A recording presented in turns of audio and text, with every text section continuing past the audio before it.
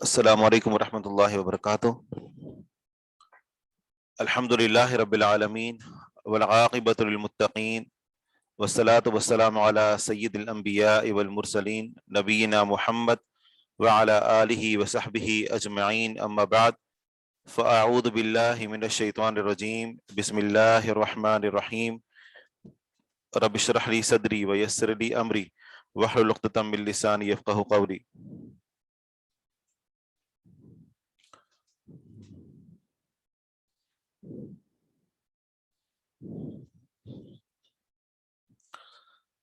सबक का आगाज करने से पहले एक चीज की वजाहत, वो ये कि मौज़ू पर मसह के बारे में हमने एक मसला जिक्र किया था। मैं उसकी वजाहत सही नहीं कर सका था और मुमकिन है कि कुछ गलत फहमियां भी रही हों।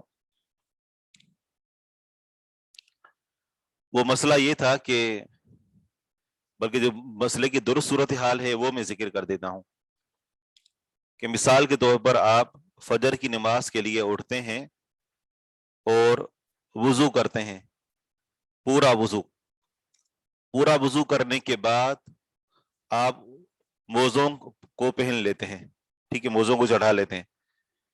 उसके बाद आपका वुजू टूट जाता है, नमाज के बाद आपका वुजू टूट गया मिसाल के तौर पर, और आपने या कज़ाए हाजत कर ली या कोई मामला पेश आ गया, लेकिन आपने मोज़े उतारे नहीं। फजर की नमाज के लिए जब आपने वुजू किया, मोज़े पहन लिए, उसके बाद आपने मोज़े उतारे नहीं, दरमियान में आपका वुजू टूट गया, कज़ाए हाजत कर ली, यहां तक कि ज़ुहर की नमाज का वक़्त हो गया। ज़ुहर की नमाज के लिए जब आप वुजू करेंगे तो वुजू करने के साथ साथ आप मोज़ों के ऊपर मसह करेंगे, ठीक है। मोज़ों पर मसह करने के बाद अभी आपने नमाज पढ़ी नहीं है, मोज़ों पर आपने मसह किया है, दरमियान में आपका वुजू टूट गया था। अब मोज़ों पर मसह करने के बाद आप अभी मोज़े उतार सकते हैं कि नहीं? यानी आपने जब मोज़े पहने, तहारत की हालत में पहने, दरमियान में आपका वुजू टूट गया, कज़ा हाजत कर ली, उसके बाद दोबारा से आपने वुजू किया, मोज़ों पर मसह किया, अभी आप नमाज पढ़ना चाहते हैं, लेकिन नमाज से पहले मोज़ों को उतार सकते हैं कि नहीं उतार सकते? जी हाँ, उतार सकते हैं, ठीक है, मोज़ों को उतार सकते हैं, क्योंकि जब आपने पहना तभी तहारत की हालत में, जब आप उतार रहे हैं तभी तहारत की हालत में, और आपका वुजू नहीं टूटेगा। ये मसला जो है मुझे बयान करना था, लेकिन उसमें बयान करने में मुझसे शायद कुछ गलतियां हुई, तो मैं इसको सही समझा नहीं सका।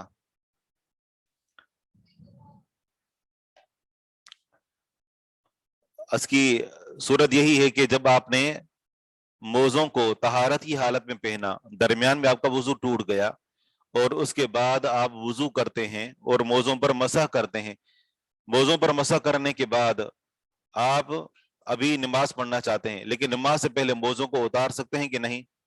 उतार सकते हैं, भले आपका दरमियान में वुजू टूट गया था, उतार सकते हैं।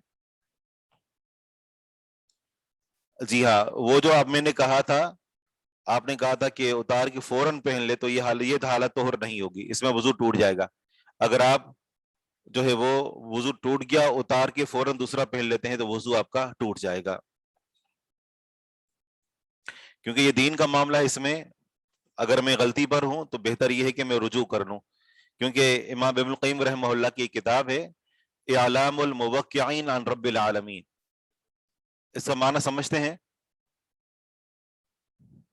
इसका माना यह है कि रब्बुल आलमीन की तरफ से साइन करने वाले, यानी जो इंसान किसी को फतवा देता है या कोई मसला समझाता है, गोया कि वो अल्लाह ताला की तरफ से साइन करके दे रहा है कि ये अल्लाह ताला ने यूं फरमाया है। अब अगर वो गलती कर रहा है तो उसको अपने ऊपर जो ना वो सारा वबाल उसी के ऊपर आएगा। तो अगर कहीं समझाने में इंसान से गलती हुई है तो बेहतर यह है कि वो उसे रुजू कर ले, और इसमें कोई जो है वो खिफत की बात नहीं है।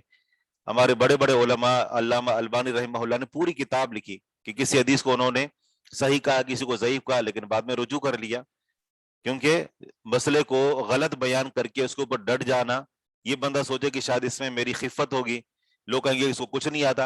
लोग सोचते हैं, सोचते रहे, जो मुझे आता है वो मुझे मालूम है, जो मुझे नहीं आता اس میں جو نا وہ جھوٹی شان اور جھوٹی کوئی انا نہیں ہے. تو اگر کہیں غلطی ہو بھی جائے اور اگر کوئی میری اصلاح کر دیتا ہے تو عمر بن خطاب رضی اللہ عنہ کا قول ہے کہ رحم اللہ عمران اہدى الی عیوبی، کہ اللہ تعالیٰ اس آدمی پر رحم کرے جو مجھے میرا عیبوں کا تحفہ دے، مجھے بتائے کہ آپ کے اندر یہ عیب ہے، یہ برائی ہے، یہاں پر آپ نے غلطی کی ہے. تو اللہ تعالیٰ اس بہن کو جزائے خیر دے کہ جنہوں نے اس پر تنبیہ کی، اور میں نے اس پر رجوع کیا اس مسئلے پر، اور جب میں نے تحقیق کی تو مجھے یہ پتہ چلا کہ میں نے اس کو بیان کرنے میں اس مسئلے کو واضح نہیں کیا تھا.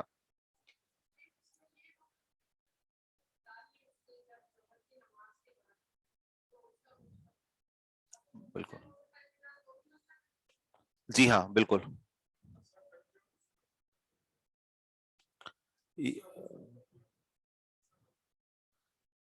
جیسے ظہر کی نماز انہوں نے پڑھ لی، اس کے بعد موضوع اتار دیں، وضو ان کا برقرار ہے، دوبارہ موضوع چڑھا لے، وضو برقرار ہے. اب تیسری نماز کا وقت ہو رہا ہے تو اس وقت بھی موضوع پر مسح کرنا چاہیں تو کر سکتے ہیں، درمیان میں بھلے موضوع اتار دیے تھے. جی ہاں طہارت کے اندر ہی. جی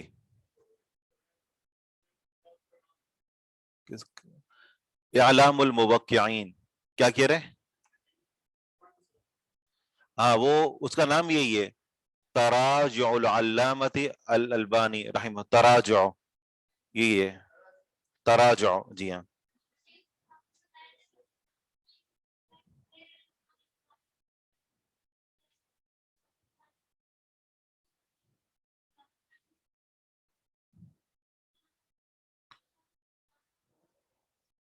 العلامہ الالبانی. جی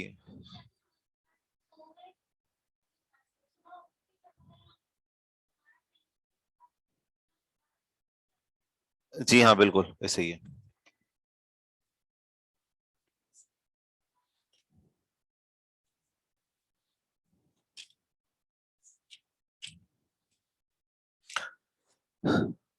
بسم اللہ الرحمن الرحیم. حدیث پڑھیے.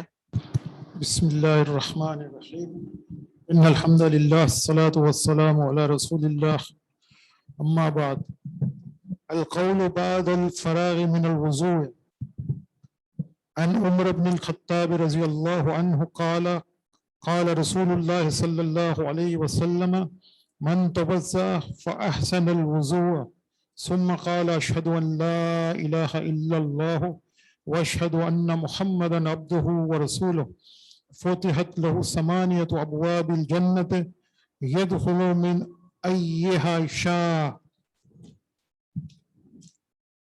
صحیح. اب یہ حکم کہاں ہے؟ علامہ البانی نے منکر کا حکم لگایا، کس حدیث پہ لگایا؟ وہ تو آگے آ رہی ہے نا، یا پیچھے کوئی حدیث گزری ہے؟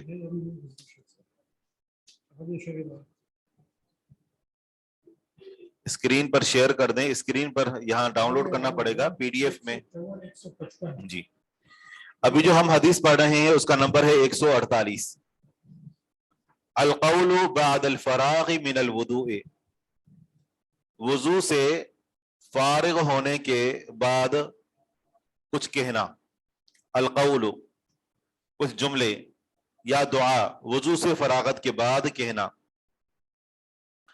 سیدنا عمر بن خطاب رضی اللہ عنہ سے روایت ہے، فرماتے ہیں کہ رسول اللہ صلی اللہ علیہ وسلم نے فرمایا من توضأ فاحسن الوضوء، جس نے وضو کیا بس اچھے طریقے سے وضو کیا،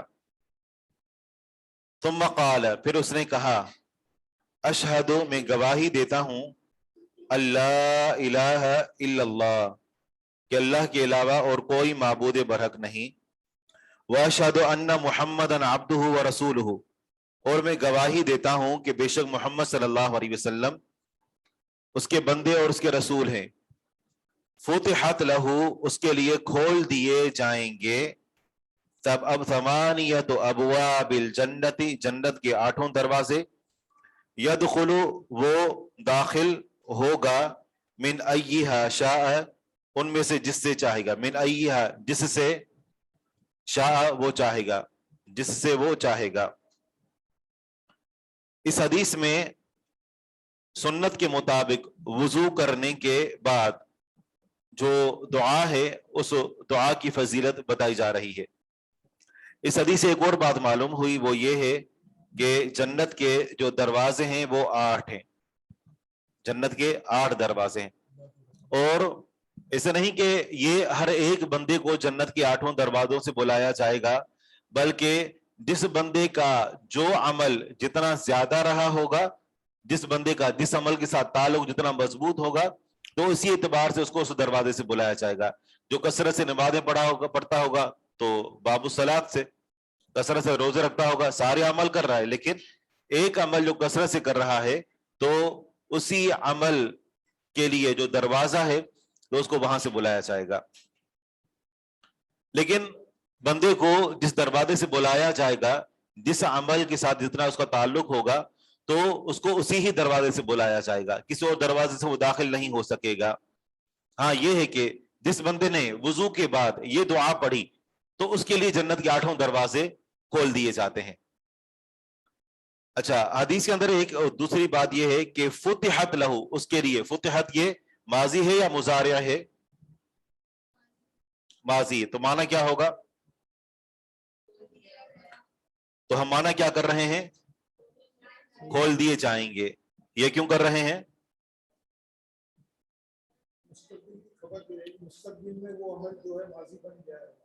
مستقبل میں اس کا وقوع پذیر ہونا اتنا یقینی ہے کہ جس طریقے سے گویا کہ وہ ہو چکا ہے۔ ہم دنیا میں جب خبر دیتے ہیں نا فلاں نے یہ کام کر لیا، تو اسے کرنے میں تو کوئی شک نہیں کہ کرے گا کہ نہیں کرے گا، کر لیا تو اب ہو گیا۔ جی ہاں، تو یہ حدیث کے اندر الفاظ استعمال کر کے اور یہ بتائے گا۔ لیکن کچھ روایات میں پتہ چلتا ہے، اگر تمام روایات کو دیکھا جائے، تمام ذخیرہ احادیث کو دیکھا جائے، تو پتہ چلتا ہے کہ جو جنت کے دروازے ہیں وہ 13 دروازے ہیں۔ کچھ اور کے لیے بھی حدیث میں جو وہ استعمال ہوا، اس پر پوری تحقیق کی گئی ہے۔ تو یہ بھی ممکن ہے کہ جنت کے بڑے بڑے دروازے 8 ہوں اور باقی کچھ چھوٹے دروازے ہوں۔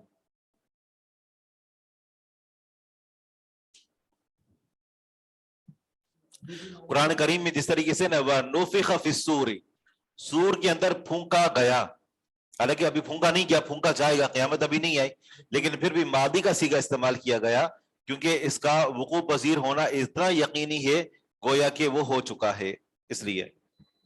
جی کیا کہہ رہے ہیں؟ کچھ کہہ رہے ہیں آپ؟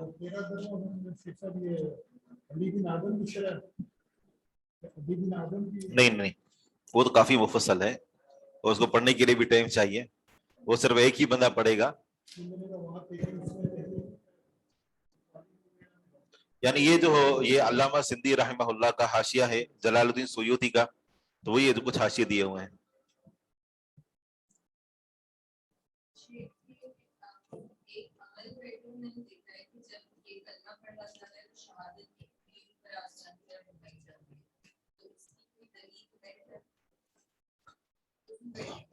وضو کرنے کے بعد شہادت کی انگلی اٹھا کر اور آسمان کی طرف دیکھنا اور اس وقت یہ دعا پڑھنا، تو اس کی کوئی دلیل نہیں ہے، کم از کم میرے علم میں نہیں ہے، ٹھیک ہے نا، وہ نہ ہی ہم نے پڑھی ہے۔ اور اس کے علاوہ 2 دعائیں اور ہیں جو ہمیں احادیث سے مل جاتی ہیں، وہ کون سی ہیں؟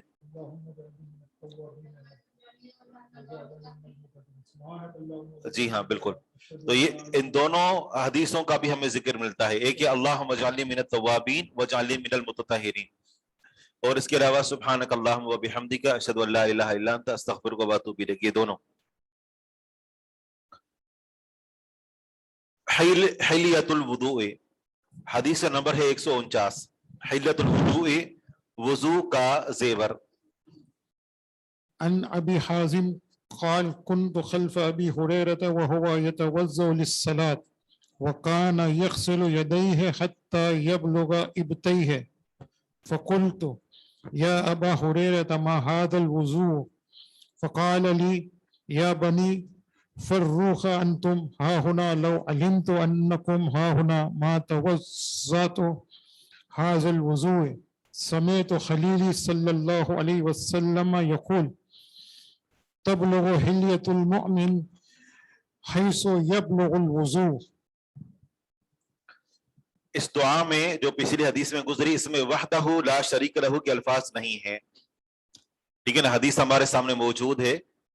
تو میں کو ایک ویڈیو دیکھ رہا تھا، کوئی خاتون شور مچا رہی تھی کہ حدیث کی یہ پنجاب میں کہ نصاب کے اندر تبدیلی کی گئی ہے. تو بات یہ کہ اس حدیث میں وحدہ لا شریک لہ کے الفاظ ہیں ہی نہیں. اور یہ ہے کہ اس سیمسٹر میں ہم نے یعنی اسی سال سنن نسائی کے علاوہ ہم نے جامع ترمذی بھی پڑھنی ہے، ٹھیک ہے. تو اس وجہ سے ہم انتہائی اختصار کے ساتھ چل رہے ہیں تاکہ ساری حدیثوں سے مرور ہو جائے. اس لیے ہم غیر ضروری سوالوں کا جواب بھی نہیں دے رہے اور نہ ہی حدیث کو دوبارہ دہرا رہے ہیں. حلیت الوضوء، وضو کا زیور. عن ابی حازم قال كنت خلف ابی ہریرہ رضی اللہ عنہ وهو يتوضأ للصلاة.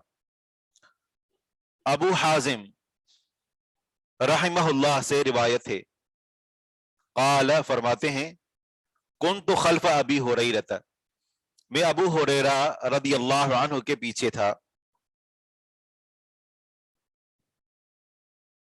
وَهُوَ يَتَوَضَّأُ لِلصَّلَاةِ، اور وہ نماز کے لیے وضو کر رہے تھے. ابو ہریرہ رضی اللہ عنہ نے ان کو نہیں دیکھا کہ میرے پیچھے کھڑے ہیں، وہ ابو ہریرہ رضی اللہ عنہ کو دیکھ رہے تھے کہ کیسے وضو کر رہے ہیں. وَكَانَ يَغْسِلُ يَدَيْهِ، اور تھے یعنی ابو ہریرہ رضی اللہ عنہ، وَكَانَ يَغْسِلُ يَدَيْهِ، اور اپنے دونوں ہاتھوں کو دھو رہے تھے. ابو ہریرہ رضی اللہ عنہ اپنے دونوں ہاتھوں کو دھو رہے تھے. حتی یبلغ ابطیہ، یہاں تک کہ پانی پہنچ رہا تھا بغلوں تک. عام طور پر کوہنیوں سمیت دھویا جاتا ہے ہاتھوں کو، لیکن وہ پانی کو اوپر لے جا تک وہ بغلوں تک لے جا رہے تھے.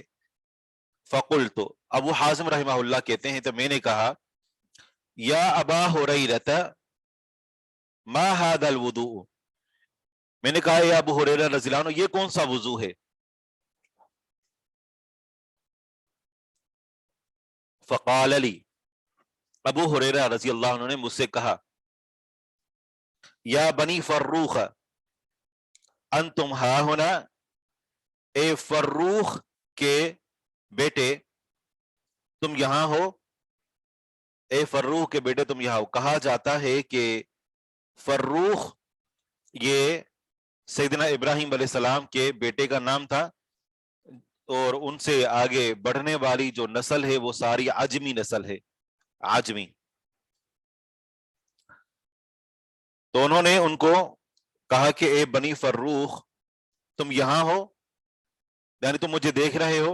لو علمت، اگر میں جان لیتا، انکم ہا ہونا کہ بے شک تم یہاں ہو، ما توضأت ھذا الوضوء، تو میں یہ وضو نہ کرتا.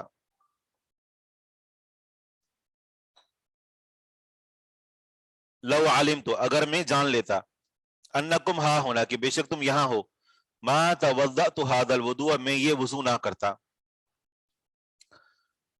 سمعت رسول خلیلی صلی اللہ علیہ وسلم یقول، میں نے اپنے دوست صلی اللہ علیہ وسلم سے سنا ہے، یعنی اپنے دوست محمد صلی اللہ علیہ وسلم سے سنا ہے. یقول، آپ فرما رہے تھے، تبلغ حلیت المؤمن، تبلغ پہنچے گا، تبلغ پہنچے گا، حلیت المؤمن مومن کا زیور، حیث جہاں، یبلغ الوضوء وضو پہنچے گا. یہ حدیث صحیح مسلم کے اندر بھی موجود ہے.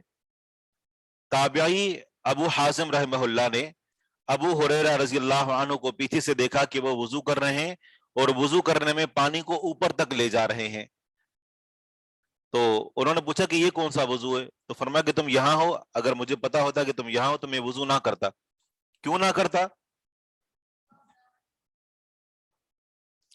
اس لیے کہ ممکن ہے کہ تمہارے دل میں یہ سوچ پیدا ہو کہ شاید ابو ہریرہ رضی اللہ عنہ نے ایسا وضو کیا ہے جو کہ مشروع نہیں ہے، ٹھیک ہے نا. اگر سوال یہ نہ کرتے، یہ اگر ابو حازم سوال نہ کرتے تو کیا سوچتے؟ صحابی ہو کر اپنی طرف سے وضو کر رہے ہیں، لیکن انہوں نے پوچھ لیا تو انہوں نے بتا دیا. اور اگر اسے یہ بھی پتا چلتا ہے کہ کچھ کام ایسے ہوتے ہیں کہ جو اگرچہ جائز ہوتے ہیں، ٹھیک ہے نا، لیکن وہ عوام الناس کے سامنے نہیں کرنے چاہیے، کیونکہ ان کے عوام الناس کے سامنے کرنے سے عوام الناس کے دل و دماغ میں اس عالم کے بارے میں کچھ بدگمانی آ سکتی ہے، وہ یہ سمجھیں گے کہ شاید یہ حدیث پر عمل نہیں کر رہا۔ مثال طور پر یہی کھڑے ہو کر پانی پینے کا معاملہ ہے، یہ ایک مثال ہے۔ تو اسی طریقے سے کچھ باتیں ایسی ہوتی ہیں کہ جو ہر ایک کے سامنے کہنے کی نہیں ہوتی، ہر ایک کے سامنے کرنے کی نہیں ہوتی ہیں۔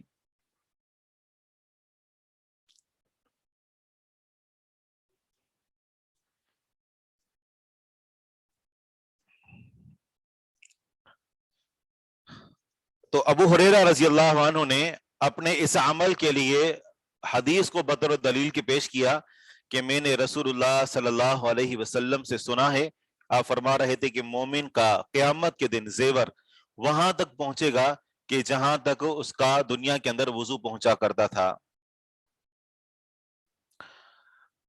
تو یہاں دنیا کے اندر جو زیور پہنا جاتا ہے وہ عام طور پر ہاتھوں اور کلائیوں تک پہنا جاتا ہے، لیکن قیامت کے دن جو زیور پہنا جائے گا وہ پورے بازوؤں تک ہوگا۔ اور یہ ہے کہ یہاں تو یہ زیور صرف عورتوں کے لیے ہے، لیکن قیامت کے دن مردوں کو بھی یہ زیور پہنایا جائے گا۔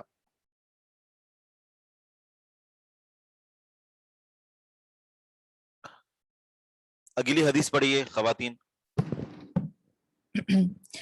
عن ابي هريرة ان رسول الله صلى الله عليه وسلم خرج الى المقبرة فقال السلام عليكم دار قوم مؤمنين وانا ان شاء الله بكم لاحقون وددت اني قد رايت اخواننا قالوا يا رسول الله ألسنا اخوانك قال بل انتم اصحابي واخواني الذين لم ياتوا بعد وانا فراتهم على الحوض قالوا يا رسول الله كيف تعرف من ياتي بعدك من امتك قال ارايت لو كان لرجل خيلة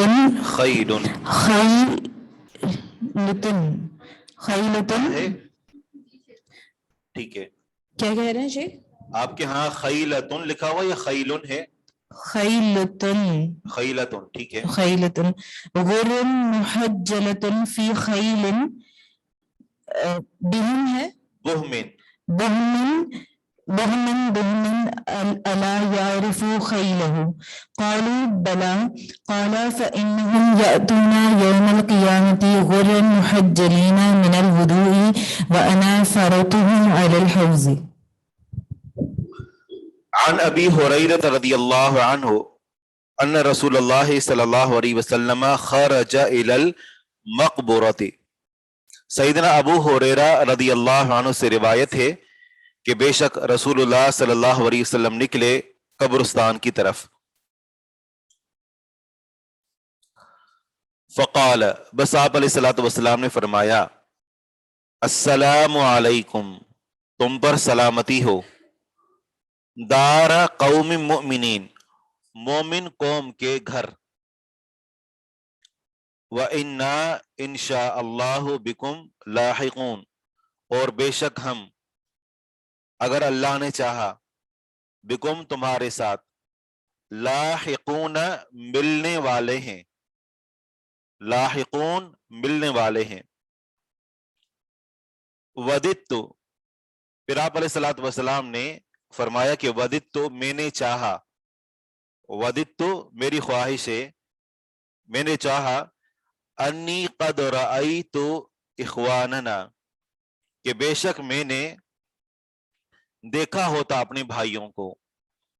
آپ علیہ الصلوۃ والسلام نے اپنے آپ سے جو پہلے گزر گئے جب ان کو دیکھا تو فرمایا کہ کاش کہ میں نے اپنے بھائیوں کو دیکھا ہوتا۔ کون سے بھائی؟ جو ابھی نہیں آئے، جو ابھی نہیں آئے۔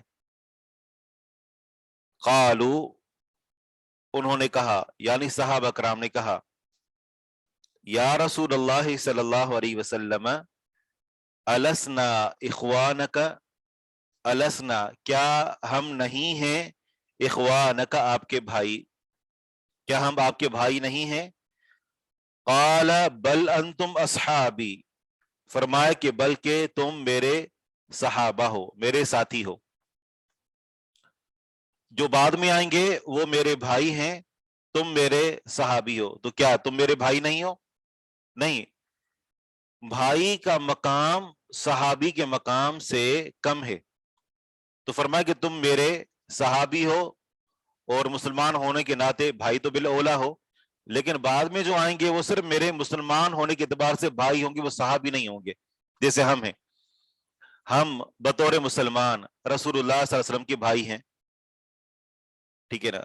और सहाबा कराम को दो फजीलतें थी, एक तो यही कि बतौर मुसलमान वो रसूलुल्लाह सल्लल्लाहु अलैहि वसल्लम के भाई थे, और दूसरा ये कि उनको सुहबत का भी शरफ हासिल था। सहाबा कराम ने कहा, ए अल्लाह के रसूल सल्लल्लाहु अलैहि वसल्लम, अलसना इख्वानक, क्या हम आपके भाई नहीं हैं? काला, फरमाया, बल अंतुम अस्हाबी, बल्कि तुम मेरे सहाबा हो। व इख्वानी, और मेरे भाई, अल्लदीना वो हैं, लम यअतु बादु, जो अभी तक नहीं आए। काश कि मैंने उन्हें देखा होता जो अभी तक नहीं आए, मेरे भाई होंगे। तो जरा अंदाजा लगाएं कि अभी पूरी उम्मत आनी है, लेकिन आप अलैहिस्सलातु वस्सलाम को अपनी उम्मत से किस कदर मोहब्बत है कि ये ख्वाहिश का इजहार कर रहे हैं कि काश कि मैंने अपने भाइयों को देखा हुआ होता। यानी इस कदर नबी अपनी उम्मत से मोहब्बत करने वाले हो। क्या हम भी अपने नबी से इतनी मोहब्बत करते हैं? क्या हमारे दिलों के अंदर एक ख्वाहिश पैदा होती है कि काश कि हम नबी सल्लल्लाहु अलैहि वसल्लम के दौर में होते और हमने आप अलैहिस्सलातु वस्सलाम को देखा हुआ होता? फरमाए कि वह इख्वानी, मेरे भाई, अल्लदीना वो हैं, लम यअतु बादु, जो अभी तक नहीं आए। व अना फारतुहुम, और मैं उनसे आगे हूंगा, अलल हौद, हौद पर। व अना, और मैं, फारतुहुम, उनका फरत हूंगा, उनसे आगे हूंगा। लफ्ज फरत ये काफिले में उस शख्स के लिए बोला जाता है जो काफिले से काफी आगे आगे रहता है, ताकि अपनी कौम के लिए, जो पूरे पीछे काफिला आ रहा है, तो उसके लिए वहां पर जाकर कोई पड़ाव के लिए कोई मुनासिब जगह तलाश करे और वहां पानी वगैरह देखे और दीगर सहूलियात को वहां पर जाकर वो इंतजाम करे। उसे फर्द कहा जाता है।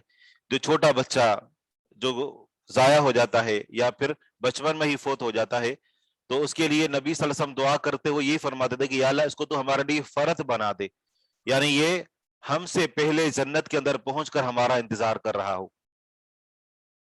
तो आप अलैहिस्सलातु वस्सलाम ने फरमाया कि मैं अपने इन भाइयों का आगे हूंगा, इनसे आगे हूंगा हौज पर। हौद पेशवा, तो पेश खेमा जी, इससे मिलता जुलता कोई लफ्ज हो तो पेश खेमा तो शायद वो खेमे का ही जो लग रहा है। जी जी हाँ, पेशरू, जी पेशरू।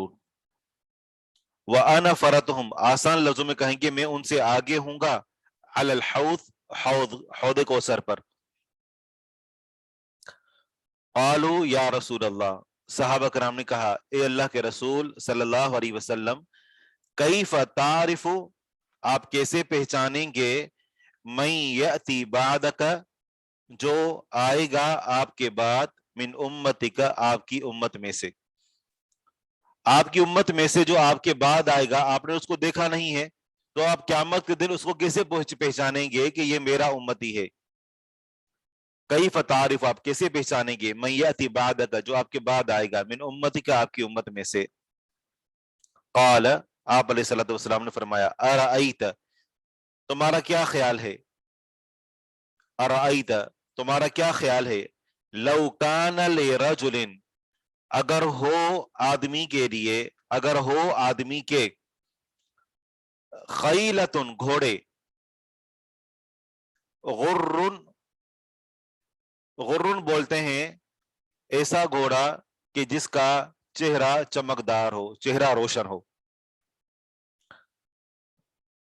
फरमाया कि तुम्हारा क्या ख्याल है, अगर हो आदमी के पास ऐसे घोड़े, غرن جو چمکتے ہوئے چہرے والے ہوں، روشن چہرے والے، محجلتن چمکتے ہوئے اعضاء والے، چمکتے ہوئے ہاتھ پاؤں والے، محجلتن ایسے گھوڑے کو کہا جاتا ہے کہ جس کے دونوں اگلے اور پچھلے پاؤں، چاروں پاؤں کہ جس کے وہ سفید ہوں۔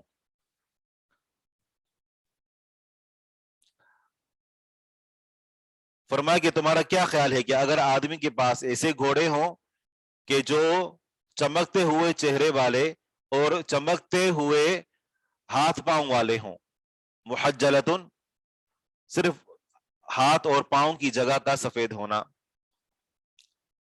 وہ گھوڑے ہوں فی خیلن ایسے گھوڑوں میں، بہمن جو سیاہ ہوں، بہمن سیاہ، دہمن اس کا ایک تو معنی یہی ہوتا ہے کہ خالص، لیکن یہاں پر معنی کریں گے دہمن خالص سیاہ، محض سیاہ، صرف سیاہ۔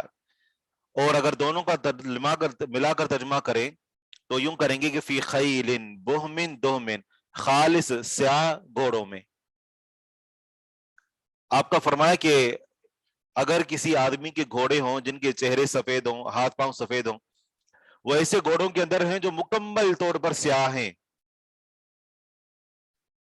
الا یعرف خیلہ کیا وہ اپنے گھوڑوں کو نہیں پہچانے گا؟ قالوا بلا قالوا بلا انہوں نے کہا کہ کیوں نہیں؟ قال رسول اللہ صلی اللہ علیہ وسلم نے فرمایا فإنهم یأتون یوم القیامت بس بے شک وہ یعنی میری امت، یأتون وہ آئیں گے یوم القیامت قیامت کے دن، غرن چمکتے ہوئے چہروں کے ساتھ، محجلین چمکتے ہوئے ہاتھ پاؤں کے ساتھ، غرن چمکتے ہوئے چہروں کے ساتھ، محجلین چمکتے ہوئے یا روشن ہاتھوں پاؤں کے ساتھ، من الوضوء وضو کے سبب سے، وضو کی وجہ سے، وضو کی وجہ سے ان کے چہرے بھی چمک رہے ہوں گے اور ان کے ہاتھ اور ان کے پاؤں بھی چمک رہے ہوں گے۔ وَأَنَا فَرَطُهُمْ اور میں ان کا پیش رو ہوں گا، ان سے آگے ہوں گا، علی الحوض حوض کوثر پر۔ تو حدیث کا مفہوم یہ بنتا ہے کہ نبی صلی اللہ علیہ وسلم قبرستان کی طرف نکلے اور آپ علیہ الصلوۃ والسلام نے قبرستان میں داخل ہونے کی دعا پڑھی۔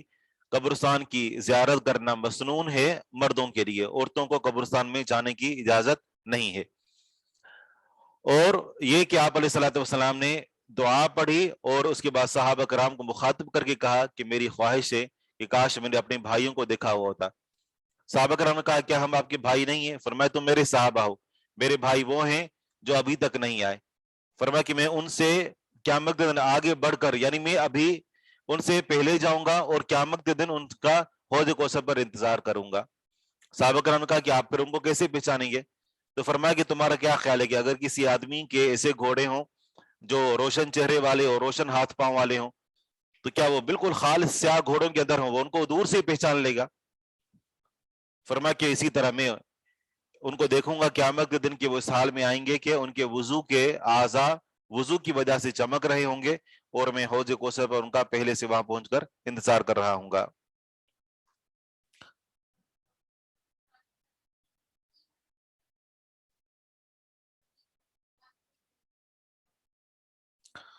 علماء نے مطلقاً منع کیا ہے، اور کچھ نے کہا کہ زوارات کا جو لفظ آتا ہے بہت زیادہ زیارت کرنے والی، تو کبھی کبھار بسا وہاں سے کبھی گزر ہو، ٹھیک ہے نا، تو پھر وہاں پر وہ قبرستان کے اندر جا سکتی ہے، لیکن باقاعدہ جس طرح مردوں کے لیے ہے کہ باقاعدہ گھروں سے قصد کر کے نکلنا، ٹھیک ہے نا، تاکہ قبرستان جائیں اور وہاں سے ہو کر آ جائیں، تو اس طریقے سے منع ہے۔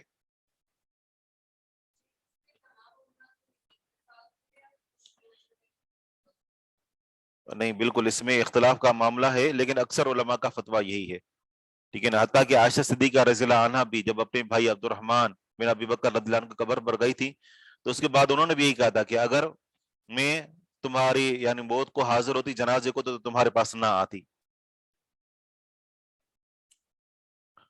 مشکل الفاظ پھر سے بتا دیں، جو مشکل ہے وہ آپ مجھے بتا دیں۔ جی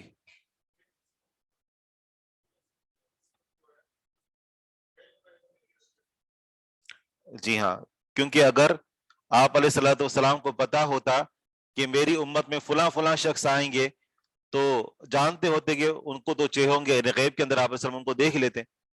ہاں قیامت کے دن بھی ان کو ان کی علامت سے پہچانوں گا. یہ نہیں کہ دیکھ کر فوراً پہچان لیا کہ یہ میرا امتی ہے، بلکہ علامتوں سے پہچانیں گے. بہت اچھا استدلال ہے. لاحقون کا معنی ہے ملنے والے ہیں.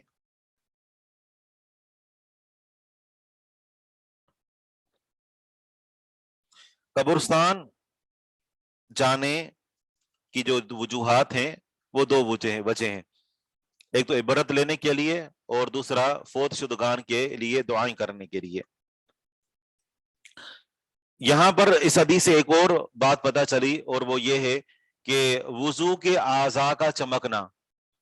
تو کیا سابقہ امتوں میں وضو نہیں تھا؟ اس سے یا تو یہ پتہ چلتا ہے کہ یا تو سابقہ امتوں میں وضو تھا ہی نہیں، اور اگر وضو تھا بھی تو وضو کے اعضاء کا چمکنا یہ اس امت کی خصوصیت ہے. یہ جو خاص مقام اور مرتبہ ملے گا یہ آپ علیہ الصلوۃ والسلام کے امتی ہونے کے شرف میں یہ اس امت کو مقام ملے گا.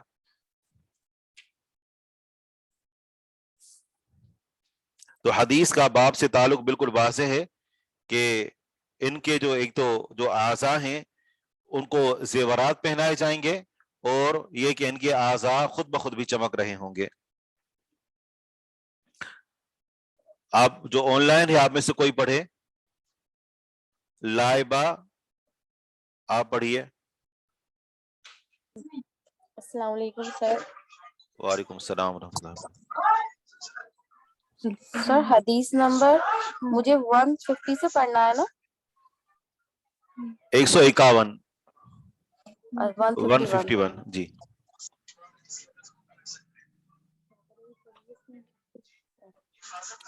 باب الثواب من احسن الوضوء ثم صلى ركعتين. عن عقبة بن عامر الجهني قال رسول الله صلى الله عليه وسلم من تودع فأحسن الوضوء ثم صلى ركعتين يقبل عليهما بقلبه ووجهه ووجبت له الجنة. بارک اللہ فیکم.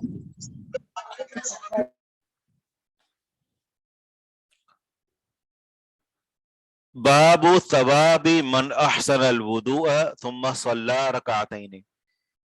یہ باب ہے اس بارے میں کہ اس شخص کا ثواب کہ جس نے اچھی طرح وضو کیا، من احسن الوضوء جس نے اچھی طرح وضو کیا، ثم صلی رکعتین پھر اس نے 2 رکعت نماز پڑھی تحیۃ الوضو. من احسن الوضوء جس نے اچھی طریقے سے وضو کیا. اچھے طریقے سے وضو کرنا کیا ہے؟ سنت کے مطابق، اور اچھی طرح اسباغ کرنا،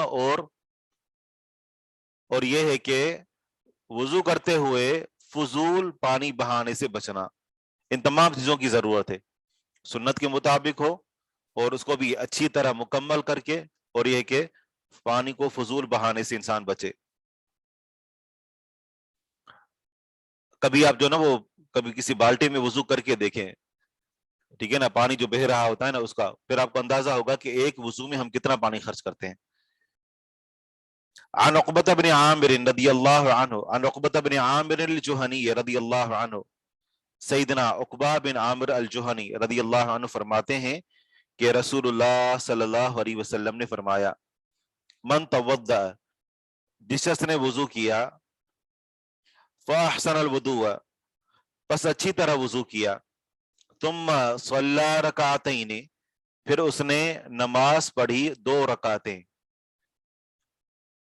یقبل وہ متوجہ ہوتا ہے، یقبل وہ متوجہ ہوتا ہے، علیہما ان دونوں پر، یعنی ان دونوں رکعتوں میں متوجہ ہوتا ہے، بقلبہ و وجہہ اپنے دل اور اپنے چہرے کے ساتھ. वजबत लहुल जन्नत, اس کے لیے جنت واجب ہو جاتی ہے۔ بڑی عظیم حدیث ہے یہ، صحیح مسلم کے اندر بھی حدیث موجود ہے۔ تو یہ خوشخبری ہے اس شخص کے لیے کہ جو سنت کے مطابق وضو کرے اور 2 رکعتیں نماز پڑھے، لیکن اس کے لیے 2 شرطیں ہیں۔ ایک یہ کہ اپنے دل اور اپنے چہرے کے ساتھ وہ اللہ تعالیٰ کی طرف متوجہ ہو۔ ہم 2 باتیں، 2 لفظ سنتے ہیں، ایک خشوع اور دوسرا خضوع۔ خشوع اور خضوع، ان دونوں میں فرق یہ ہے کہ جو خضوع ہوتا ہے یہ انسان کے اعضاء سے ہوتا ہے، اور خشوع جو ہوتا ہے یہ دل سے ہوتا ہے۔ تو نماز کے لیے خشوع اور خضوع دونوں ہونا ضروری ہے۔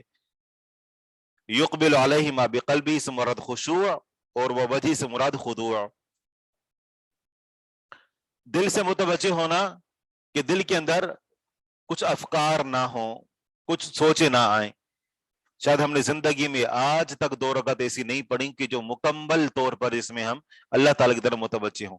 یہ جو عظیم خوشخبری ہے ایسے ہی نہیں دی گئی، مکمل توجہ اللہ تعالیٰ کی طرف ہو، وہ وجہ ہی، اور اپنے چہرے کے ساتھ بھی اللہ کی طرف متوجہ، ادھر ادھر نہ دیکھے۔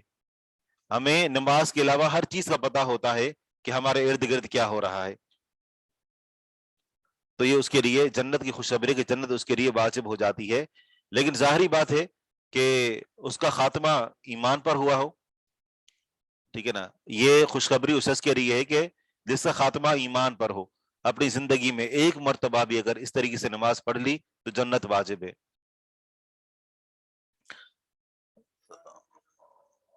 صحیح صحیح، بالکل۔ تو یہاں سے حدیث کا باب کے ساتھ تعلق بالکل واضح معلوم ہوا کہ اچھے طریقے سے وضو کر کے 2 رکعت نماز پڑھنے کا ثواب یہ ہے کہ بندہ جنت میں داخل ہو جائے گا۔ یقبلو کا معنی ہے متوجہ ہوتا ہے۔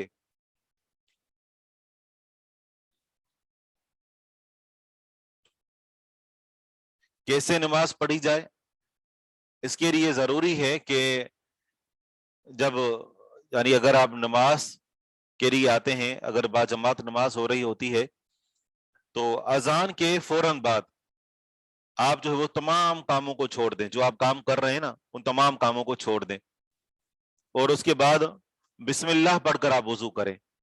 ہم واش روم میں اندر جاتے ہیں، وہاں وضو کرتے ہیں تو بسا اوقات بسم اللہ نہیں پڑھ پاتے، شروع میں ہم پڑھ کر داخل ہوتے ہیں، تو بسم اللہ پڑھ کر وضو کرنے سے اس کی برکت یہ ہوگی کہ شیطان کے جو اثرات ہیں وہ کافی حد تک کم ہو جاتے ہیں بسم اللہ کی برکت سے۔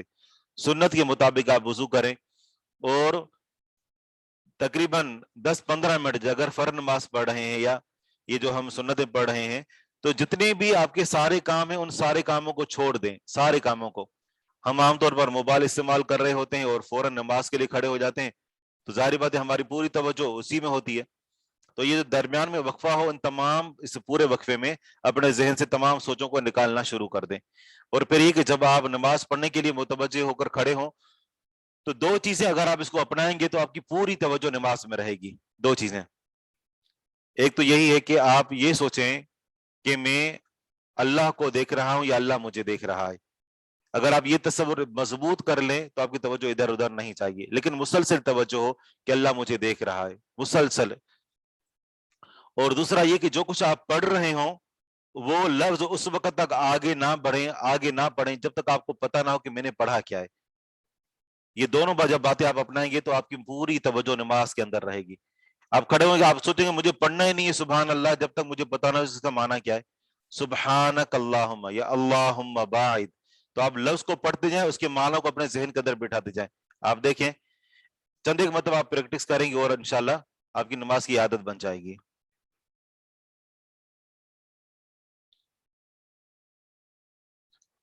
نہیں، زبان سے یہ نہیں کہیں گے میرا چہرہ اللہ کی طرف ہو۔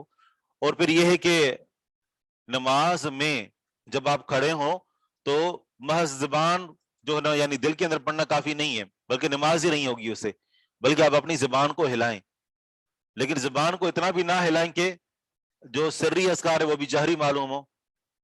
کچھ لوگ ہوتے ہیں نا وہ پریشان کر دیتے ہیں اور اتنا بلند آواز سے اللہم باعد بینی و بینا، اتنا وہ تیز پڑھے ہوتے ہیں کہ سب کو پتہ چل رہا ہوتا ہے کہ بندہ کیا پڑھ رہا ہے، اتنا بھی نہ ہو۔ یعنی زبان کو بندہ حرکت دے اور اس کو پتا ہو کہ وہ لفظ کیا ادا کر رہا ہے.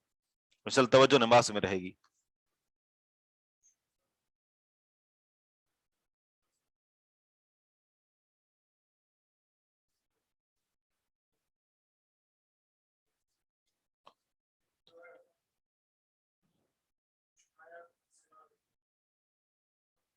صحیح. وہ ایک الگ بات ہے کہ سری میں کبھی کبھار جو ہے وہ جہری کر کے آیات کو ایک دو سنا دینا، وہ ایک الگ بات ہے. لیکن یہ کہ پوری کی پوری حتیٰ کہ وہ تسبیحات بھی بالکل بندہ جہری پڑھ رہا ہو. کچھ تو اتنا پریشان کر دیتے ہیں کہ بندہ خود اپنی دعائیں پڑھ ہی نہیں پاتا. سوچتا ہے بھائی تو ہی نماز پڑھ لے، ہم ایسے ہی کھڑے ہیں. اتنی یعنی وہ پریشان کن صورتحال ہوتی ہے. آگے بڑھتے ہیں. باب ما ينقض الوضوء، یہ باب اس بیان میں ما جو ينقض الوضوء وضو کو چیزیں توڑ دیتی ہیں. نواقض وضو، نقض کا معنی ہوتا ہے توڑنا. نقض ينقض، لقد غسلہ قرآن کریم میں بھی ہے کہ جس نے اپنی اس چرخے کو جو ہے وہ توڑ دیا. نقض ينقض. جی ہاں. باب، یہ باب ہے ما ينقض الوضوء، اس بیان میں کہ جو چیزیں وضو کو توڑ دیتی ہیں یا جو وضو کو توڑ دیتا ہے، وما لا ينقض الوضوء، اور جو وضو کو نہیں توڑتا، من المدی، مدی سے. یہ آپ جانتے ہیں یہ لفظ، اس کا کیا معنی ہوتا ہے؟ جی حدیث ہے عن ابی عبد الرحمن قال قال علی رضی اللہ عنہ كنت رجلا مذاء وكانت ابنة النبي صلى الله عليه وسلم تحتي فاستحييت أن أسأله فقلت لرجل جالس إلى جنبي سله فسأله فقال فيه الوضوء. سیدنا ابی عبد الرحمن سے مروی ہے، فرماتے ہیں کہ قال علی، سیدنا علی رضی اللہ عنہ نے فرمایا، كنت رجلا مذاء، میں ایسا آدمی تھا کہ جس کو بہت زیادہ مزی آتی تھی. اس کی عام طور پر دو وجوہات ہوتی ہیں، ایک شدت شہوت اور دوسرا بیماری، لیکن ان کے ساتھ وہ پہلا معاملہ تھا. وَكَانَتِ ابْنَةُ النَّبِيِّ، اور تھی نبی صلی اللہ علیہ وسلم کی بیٹی، تحتی، میرے تحت، یعنی میرے نکاح میں. نبی صلی اللہ علیہ وسلم کی بیٹی میرے تحت تھی اور مجھے بہت زیادہ مزی آتی تھی. فاستحییت، بس میں نے حیا محسوس کی، ان اسألہ، یہ کہ میں آپ علیہ الصلوۃ والسلام سے اس بارے میں سوال کروں. فقلت، بس میں نے کہا، لرجل، ایک مرد سے، جالس الی جنبی، جو میرے ساتھ بیٹھے ہوئے تھے. وہ مرد کون تھا؟ مقداد بن اسود. کچھ روایات میں عمار بن یاسر رضی اللہ عنہ کا تذکرہ ہے، لیکن وہ روایات منکر ہیں. منکر روایت اسے کہتے ہیں کہ حدیث کے زیادہ تر ثقہ لوگ ایک نام لیں اور ایک ثقہ ایک نام لے تو اس کو منکر کہا جاتا ہے. یعنی ثقہ اوثق کی مخالفت کرے تو اس کو منکر کہا جاتا ہے، یا بلکہ منکر تو اسے کہتے ہیں جو ضعیف، جو ہے ضعیف، وہ ثقات کی مخالفت کرے، اور اگر ثقہ اوثق کی مخالفت کرے تو اسے شاذ کہتے ہیں. بہرحال یہاں پر جو چیز سمجھنے والی ہے وہ یہ ہے کہ علی رضی اللہ عنہ نے کہا، فاستحییت، بس میں نے حیا محسوس کی، ان اسألہ، یہ کہ میں آپ سے سوال کروں. فقلت لرجل جالس، بس میں نے ایک آدمی سے کہا جو بیٹھا ہوا تھا، الی جنبی، میرے پہلو میں، میرے ساتھ، میرے پہلو میں بیٹھا ہوا تھا. سل ہو، کہ آپ سوال کریں، سل، آپ سوال کریں، ہو، آپ سے. اور یہ آدمی مقداد بن اسود رضی اللہ عنہ تھے. فسألہ، بس انہوں نے آپ سے سوال کیا، یا اس آدمی نے آپ علیہ الصلوۃ والسلام سے سوال کیا. فقال فیہ الوضوء، تو آپ علیہ الصلوۃ والسلام نے فرمایا کہ اس میں وضو ہے. پوچھ رہے ہیں کہ مزی کیا ہوتی ہے، تو شہوت سے پہلے جو انسان کو پانی کے قطرے آتے ہیں تو اس کو مدی کہا جاتا ہے. اور یہ ہے کہ یہ پیشاب کی طرح جو ہوتے ہیں یہ پانی کی طرح جو ہے وہ یہ قطرے ہی ہوا کرتے ہیں, اور یہ ہے کہ اس کے لیے حکم یہی ہے کہ اس سے وضو ٹوٹ جاتا ہے.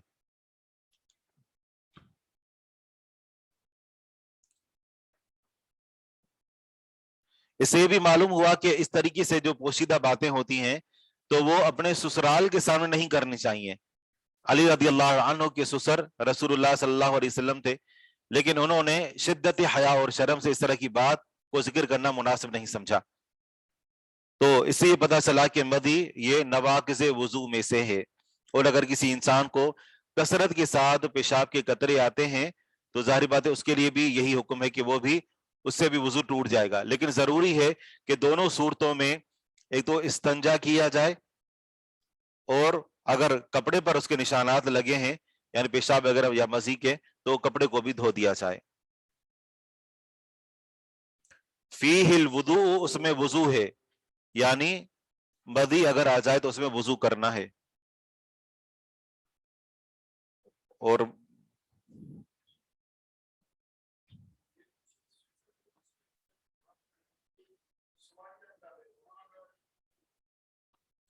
وما لا ينقض الوضوء من المدی, اور مزی میں سے کون سی چیز ہے جو وضو نہیں جوڑتی. یعنی سوال یہی ہے کہ کیا مزی سے وضو ٹوٹتا ہے یا نہیں ٹوٹتا, یہ مطلب ہے.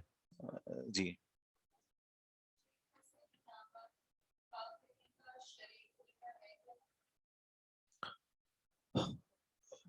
اس کے لیے یہی ہے کہ اس کو پانی سے دھو دیا جائے, یہی شرعی طریقہ کار ہے. کسی اور چیز سے اس کو نہیں دھویا جا سکتا اور نہ ہی اسے وہ پاک ہو سکتا ہے.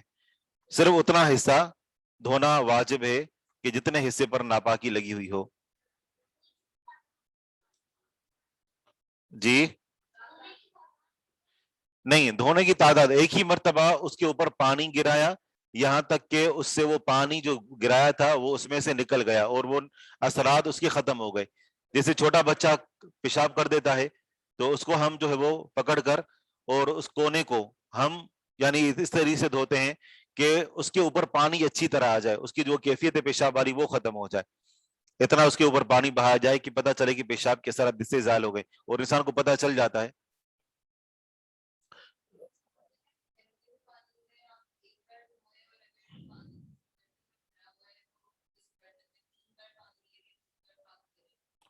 نہیں ایسا نہیں ہے, نہیں ایسا نہیں ہے. اگر آپ یعنی وہ برتن کے اندر اگر وہ رکھا ہوا ہے یعنی ایک ٹب ہے اور ٹب کے اندر آپ اس کو دھونا چاہتے ہیں تو ٹب کے اندر آپ نے اس کو داخل کیا, اس کو رگڑا اور اس کو باہر نکالا, ٹھیک ہے نا.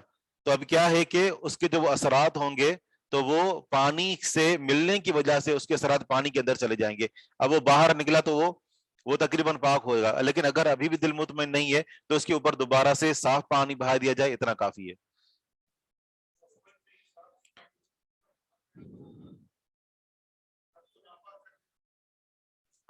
نہیں یہ تو ایک الگ بات ہے نا, وہ پھر بعد کا مرحلہ ہے کہ ظاہری بات ہے اس پورے پانی کو ضائع کرنا ہوگا, ٹب کو دھونا ہوگا, یہ ایک الگ بات ہے یہ. جی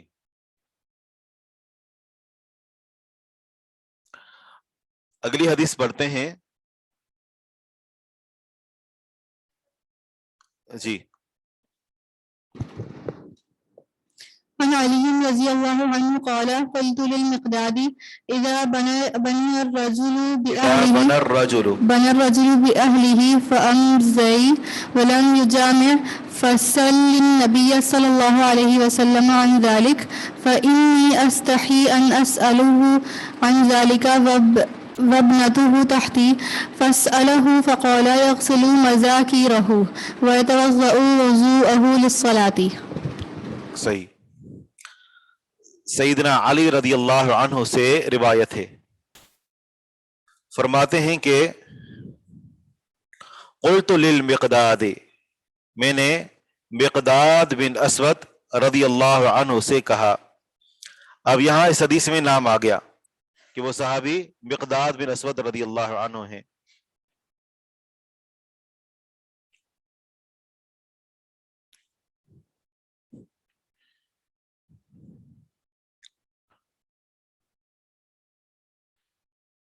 میں نے مقداد بن اسود رضی اللہ عنہ سے کہا کہ اذا بنا الرجل، اذا بنا، ویسے بنا یہاں پر ہے، ایک اور جو ہے وہ اس کا نسخہ ہے سنن نسائی کا، تو اس میں دنا کے الفاظ ہیں، دنا یعنی قریب ہوا، قریب ہو۔ بنا کا معنی ہوتا ہے کہ عورت کے پاس بیٹھے، اذا بنا الرجل باہلہ، جب آدمی بیٹھے اپنی بیوی کے ساتھ، بنا کرے مطلب یعنی اس نیت سے بیٹھے کہ اس نے وہاں اپنی بیوی کے ساتھ ہم بستری کرنی ہے۔ اذا بنا الرجل، جب آدمی بیٹھے، باہلہ اپنے گھر والوں کے ساتھ، یعنی اپنی بیوی کے پاس، فَأَمْدَى، بس اس کی مزی نکل آئے، وَلَمْ يُجَامِعْ، اور وہ جمع نہ کرے، تو اس کے لیے کیا حکم ہے؟ فَسَلِ النَّبِيَّ، بس آپ نبی صلی اللہ علیہ وسلم سوال کرے، عن ذَلِكَ، اس بارے میں، فَإِنِّي أَسْتَحْيِي، بس بے شک میں حیا محسوس کرتا ہوں، ان أَسْأَلَهُ عن ذَلِكَ، یہ کہ میں آپ سے سوال کروں اس بارے میں، وَابْنَتُهُ تَحْتِي، اور آپ علیہ الصلوۃ والسلام کی بیٹی میرے تحت ہیں، میرے نکاح میں ہیں۔ فَسَأَلَهُ، تو مقداد بن اسود رضی اللہ عنہ نے آپ سے سوال کیا، فقال، بس آپ علیہ الصلوۃ والسلام نے فرمایا، یغسل، ایسا آدمی دھوئے گا، انہوں نے نام نہیں بتایا بلکہ مطلقاً سوال کیا، تو فرمایا یغسل، وہ آدمی دھوئے گا، مداکیرہ، اپنی شرمگاہ، وَيَتَوَضَّأُ، اور وضو کرے گا، وضوءہ للصلاۃ، اس کا نماز کے لیے وضو کرنا۔ اس حدیث میں سیدنا علی رضی اللہ عنہ نے مقداد بن اسود رضی اللہ عنہ سے کہا کہ جب ایک آدمی اپنی بیوی کے پاس بیٹھے، اپنے گھر والوں کے پاس بیٹھے، تو اس کی مزی نکل آئے لیکن وہ جمع نہ کرے، تو نبی صلی اللہ علیہ وسلم سے اس بارے میں سوال کریں، میں حیا محسوس کرتا ہوں کہ میں آپ سے اس بارے میں سوال کروں، اس لیے کہ آپ کی بیٹی میرے تحت ہے۔ تو انہوں نے سوال کیا، تو آپ علیہ الصلوۃ والسلام نے بتایا کہ آدمی پہلے استنجا کرے گا، شرمگاہ دھوئے گا، اور اس کے بعد نماز کی طرح نماز کے لیے وضو کرے گا، جیسے نماز کے لیے وضو کرنا ہوتا ہے، یعنی پورا وضو کرے گا وہ۔ ٹھیک ہے، تو اسی پر اکتفا کرتے ہیں، ٹائم ہو چکا ہے، باقی انشاءاللہ اگلے ہفتے۔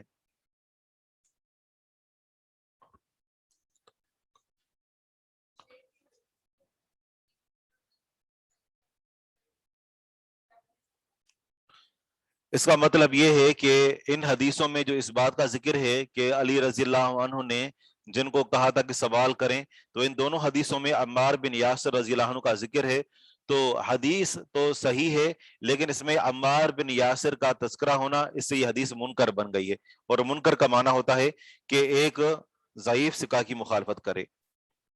بارک اللہ فیکم۔